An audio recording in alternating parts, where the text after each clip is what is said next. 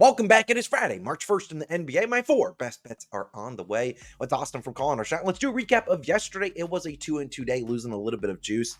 Not really the best. I mean, we had some good reads, bad reads, and then we had some bad breaks in there. Now let's talk about Colin Sexton, his over in points plus assists. Barely got over. Should have just taken his over in points, but he got 23 on the dot. Stephen Curry's over in threes. He made 8 of them. That was pretty sweat free. Our two losers, though, Giannis is over in points. He had like 19 in the first half and then did nothing in the second half. Only shot 5 times. Didn't really do anything in the fourth. Then Logan's pick of the day, Jazz plus 6.5.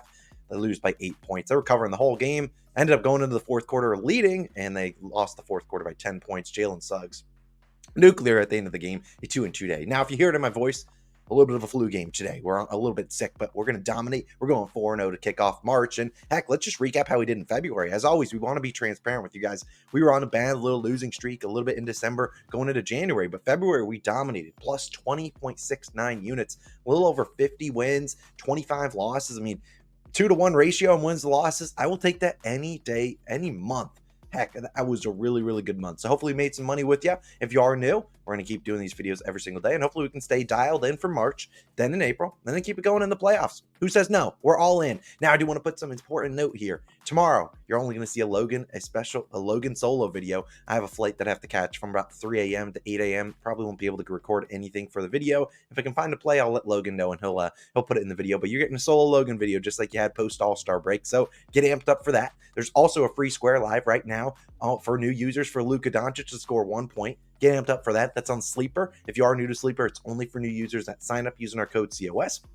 Hey, use that code or use that link in the description. We definitely do appreciate anyone that uses those codes. Helps us, pay the bills, if you will. But use that code. You get that Luka Doncic free square and a match on your first deposit up to $500. And also, my last note before we dive in, New Zealand video is live on the second channel. I talked about it yesterday. If you want to go show it some love, I certainly would appreciate it. I'll put the link at the top of the description for the second channel videos. We put a lot of work into them. I think this video was really, really good. So definitely go check it out, show it some love, see if you like it. We do new videos pretty much every single Wednesday over there. It's just under my own name, Austin O'Connell. So go show that some love. But you guys came here for some NBA picks. We got 4 of them. Let's dive right in. And we will begin with my best bet of the day. Still only a 1 unit play. I've really been liking the 1 units. Now, obviously, if you want to put more on it, you can. This is my best bet of the day. We're going to talk about this guy that hurt us real good in his last game. It is Coby White with the Chicago Bulls over 19.5 points, minus 115 on BetMGM. Now, if you're like, oh man, I ain't betting on Coby White again, it is worth noting. I actually was going to take Coby White's over in points in the game that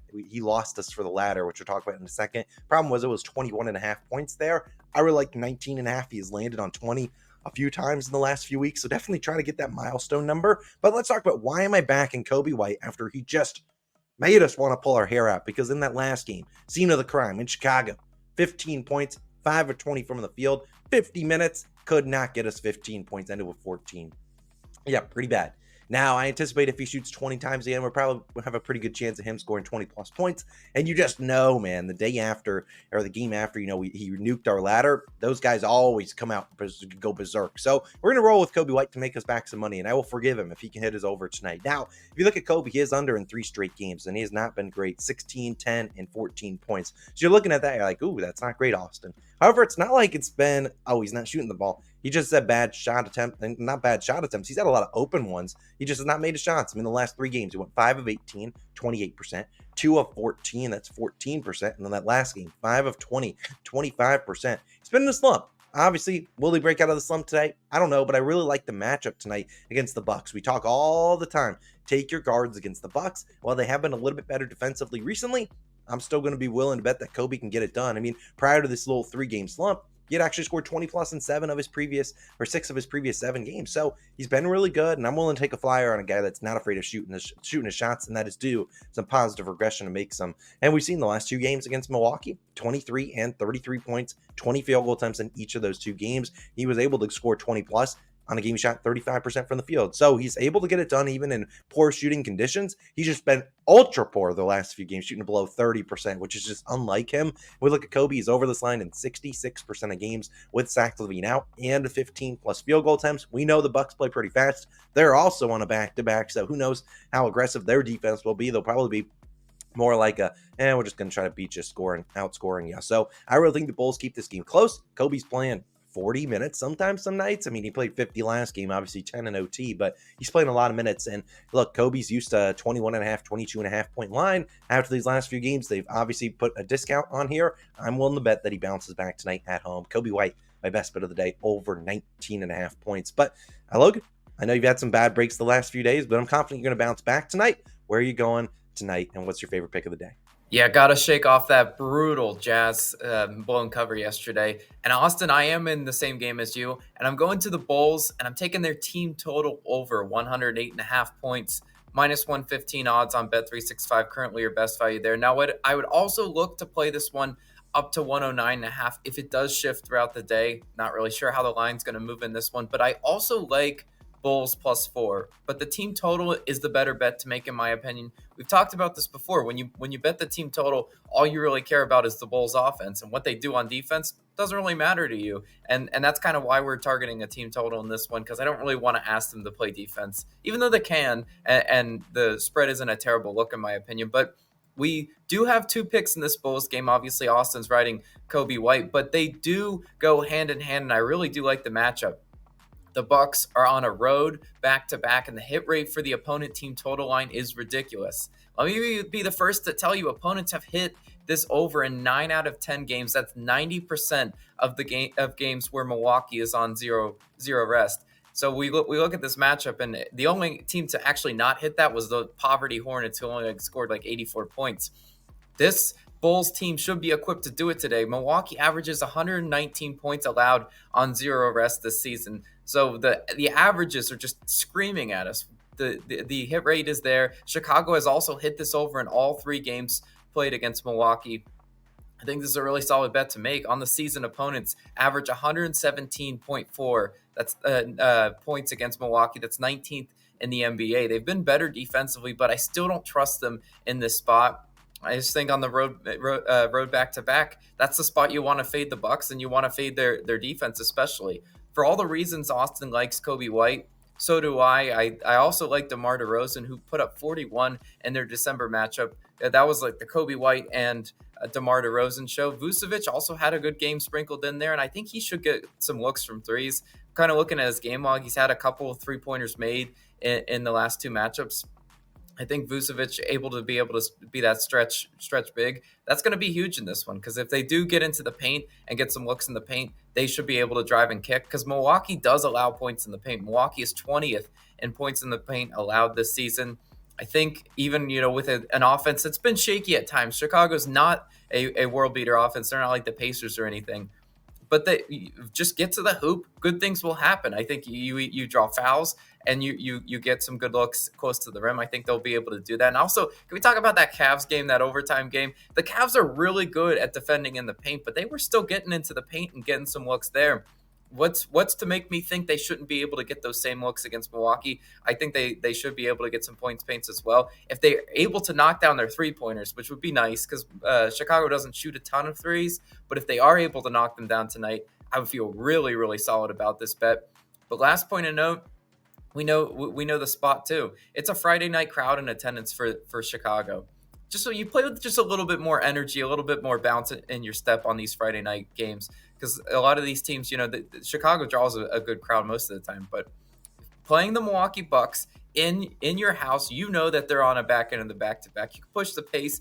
You can hopefully get the points, and that's what we're banking on. I'm taking the Bulls team total as my best bet today. I really do like that one, and we're going to get back on track. Yesterday made me absolutely sick to my stomach, but I love the Bulls and their team total today. All right, so we both are needing a Kobe White legacy game. I think we're getting one tonight. But let's dive into the last 2 picks of the day. We got a player prop, and then we got a same game parlay. The first one is going to be a guy that treated us nicely just a few days ago, De'Aaron Fox, over 24.5 points, minus 105 on DraftKings. I personally don't think you have to pay for a 25.5 line. You might. There were a couple bucks at 23.5, like minus 135.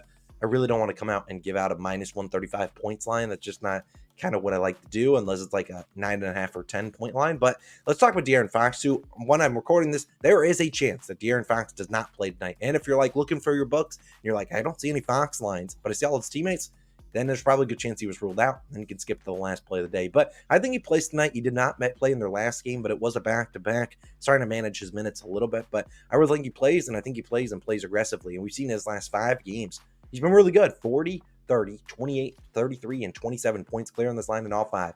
He's attempted a lot of shots. 31, 26, 18, 22, and 24 field goal attempts. I mean, think about the Kings. They sit as the 8th seed right now in the Western Conference.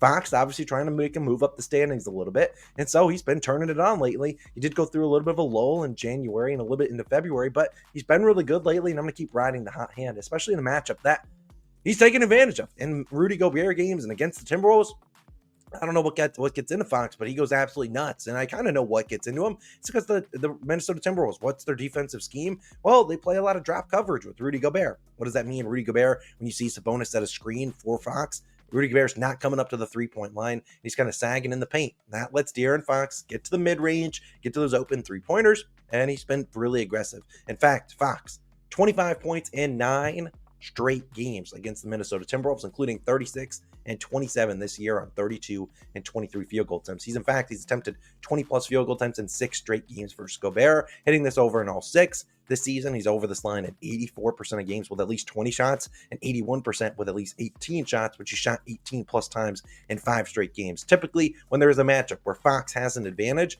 normally his teammates will defer a little bit more to him. It's not a great matchup for really any of his other teammates. So I'm not expecting, Keegan Murray or any of those guys to go absolutely berserk. They're on the road too. Typically, that's where Fox has to step it up a little bit more. So, look, I'm really confident that Fox, if he plays tonight, plays well and he attempts a ton of shots, and hopefully he knocks down some of those shots and gets over 24.5 points, obviously below his season average. Hopefully Fox is out there and hopefully he's cooking the Timberwolves in that Rudy Gobert drop coverage. And finally, the 4th pick of the day will be a same game parlay. Haven't done a ton of these recently, but I believe the last few we did smack. Let's hopefully have another winner. We're going to the Pacers and Pelicans game. Taking a 3-leg same game parlay. The first leg is Zion Williamson, 20-plus points.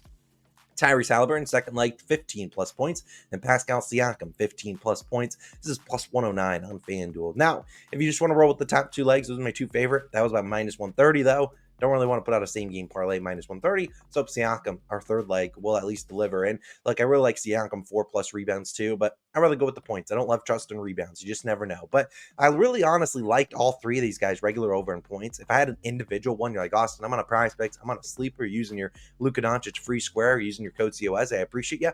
But my favorite individual is Zion's over in points. But I just know Zion will want to end with 21, 22, or 23. That's what he did in the last matchup. And speaking of the last matchup on Wednesday, Zion, 23 points on 20 shots. So really aggressive, just didn't make a lot of his shots. Halliburton at 17 on 15 shots, and the Siakam 24 on 18 field goal attempts. This SGP cashed. Now let's hope it can cash again. It's worth noting the books expecting the Pelicans to play pretty well here at home. Pelicans, despite losing that game by 9, on the road, now they're favored by about 5.5 or 6 points. So they really do expect the Pelicans to play well, and I think that plays into our hand because they're playing well. Zion's probably having a good game, and that means probably Halliburton's having to be more aggressive. Same with Siakam. So I like this to be a good spot here. We talk about Indiana. Why do I like Zion the most? Because what does Indiana give up? A lot of points in the paint. What their defensive scheme is, take away the 3-point line and make you beat you on 2-pointers. And that's where Zion does his damage. He missed a lot of easy shots in that last game. Don't anticipate him missing all of those this game, but I really do like his regular over in points. And then Halliburton, I really think he'll continue to be aggressive, especially if they're trailing. And then Siakam's just been really good at getting the 15 points. Obviously, it's a decent matchup for him because he avoids probably Herb Jones, probably gets Trey Murphy, or he gets Zion on him. So I really like this SGP. Going to keep it simple. 20, 15, and 15 for plus 109. Hey, I think we got a chance of smacking that one. So that's our 4th and final pick of the day. I'll see you guys back again tomorrow. Will be Logan's solo video, and then I'll see you on the next day. Hopefully I feel a little bit better then because we're in a little bit of a struggle bus here. But a reminder, if you want to sign up for Sleeper and get that free square, make sure you use our code COS or the link in the description, and we'll get that free square for Luka. If he doesn't play, they'll replace it with another free square, so don't worry. And then also, if you want to go check out that New Zealand video, I will link it on the screen right around here. Go check it out. I really think the video turned out really well. You get to see me doing some crazy things. Get to see a little bit more behind the scenes things with me and my wife. So I think you'll really enjoy it. Go check out that video now, and I will see you guys back again in 2 days. But Logan's going to deliver a 3-0 sweep tomorrow, and he's going to have the brooms out because we're going 4-0 tonight. See you guys in the next one. Peace.